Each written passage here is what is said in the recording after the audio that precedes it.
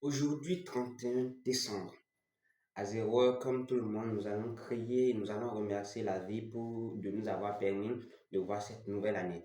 Mais moi, j'ai une question pour toi. Est-ce que tu vas entrer en 2025 comme tu as quitté 2024 ou en 2025, tu vas travailler sur toi-même pour devenir la meilleure version de toi-même? Avant de passer au sujet du jour, je vais te partager rapidement 3 points qui vont te permettre d'entrer en 2025 de manière plus optimiste. Le premier point, c'est le point de la gratitude. Il faut être reconnaissant envers la vie pour ce qu'elle t'a donné en 2024. Et aussi, fais un pas pour remercier tous ceux qui ont posé un acte significatif dans ta vie en 2024, un acte qui a touché ton cœur. Fais un petit pas avec eux pour les remercier, ce qui les rendra encore plus heureux et en 2025, ils t'apporteront encore plus leur aide. Le deuxième point, c'est celui-là. Prendre une feuille et tu notes tous les détails, tout ce qui a pu t'empêcher d'avancer, tout ce qui a pu t'empêcher d'évoluer en année 2020 et en année 2024. Tu les notes tous. Si c'est la procrastination, l'indiscipline, tout ce qui a pu t'empêcher de faire un pas de plus, d'évoluer en année 2020, 2024, tu les notes tous. Et ce soir même, avant de faire un pas, avant d'entrer en 2025, tu le brûles et tu restes debout à regarder cette feuille-là brûler. Ça a l'air simple, mais c'est un acte profond. Le troisième point, c'est prendre une deuxième feuille et là maintenant tu vas noter tes objectifs pour 2025.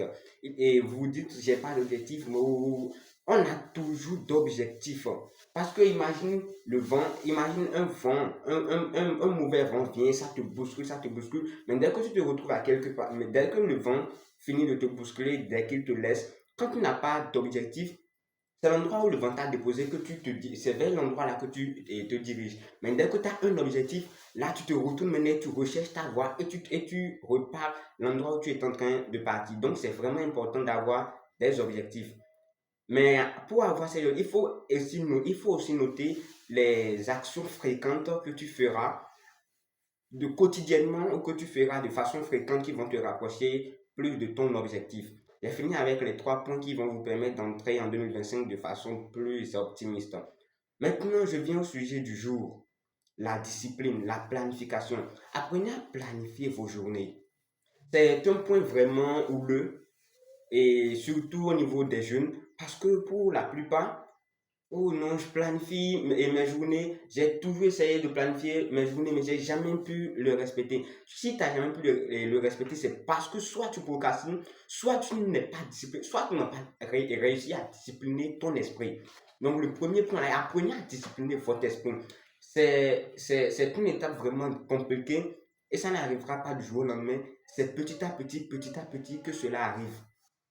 Et surtout au niveau des élèves, on entend la plupart se plaindre parce qu'ils n'arrivent pas à atteindre leurs objectifs, ils n'arrivent pas à s'organiser ou à chaque fois qu'ils s'organisent, ils n'arrivent réellement pas à atteindre leurs objectifs journaliers. Moi, je vais te dire, ce n'est pas vraiment facile, c'est un travail difficile, c'est un travail aussi bien physique que mental et spirituel et apprenez à discipliner votre esprit. Je vais vous présenter un petit planning pour la matinée, surtout pour les étudiants et élèves. Tu as quoi à 7 heures? Qu'est-ce que tu fais? Tu te réveilles à 5 heures. De 5 heures à 5h20, tu peux faire des activités gymniques et qui vont te permettre d'avoir de la forme pour entamer ta journée. Et pendant ces 20 minutes également, tu remercies le ciel, tu remercies la vie de t'avoir permis de voir aujourd'hui. De 5h20 à 5h50, si tu as des petits travaux et domestiques et que tu fais, tu te lèves rapidement et tu vas et tu les fais tcha, tcha, tcha, tcha, tcha, tcha, tcha, très et rapidement. Maintenant, de 5h50 à 6h, tu vas sous la douche, tu prends ta douche et tu expires. Parce que la matinée, c'est un moment crucial dans la journée. Quand tu rates la matinée, ta journée, il y a 95% de chances que ta journée soit également ratée. Donc, dans la matinée, tu dois être speed pour pouvoir rendre ta journée plus agréable. Tu prends ta douche de 6h à 6h15, tu peux rapidement feuilleter le cours que vous avez en journée. Si tu avais oublié quelques points, tout cela te revient immédiatement.